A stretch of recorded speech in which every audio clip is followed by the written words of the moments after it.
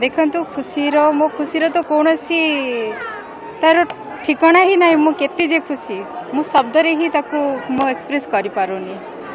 आउ ये कार्यक्रम 5 दिन पर्यंत लगी आज जेहेतु कि आपण मैंने भाग नेले कलश यात्रा सरला तापर अन्य कार्यक्रम रही बहुत कार्यक्रम आज दिन राति तो चली रहा 5 दिन पर्यंत आज आरंभ है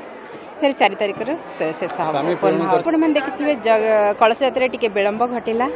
समस्त ये तो कोई छोट मोट कार्यक्रम नुह बहुत लोग बहुत आड़े आसिक भाग नेले टी विलंब घटला जहाँद्वारा कि अभी धीरे धीरे कलश यात्रा समाप्त होपर रमर अन्य यज्ञ तो संध्या बेले 5टा पर आरंभ आज्ञा अभी कलश यात्रा पर जो कार्यक्रम आरंभ हवा कथा सी अभी आरंभ भक्त मान कहबी एत दूर दूर आसी ये शोभा यात्रा शोभा बढ़े तापाई मु अशेष अशेष कृतज्ञता जनाऊे से ही ये शोभा यात्रा एते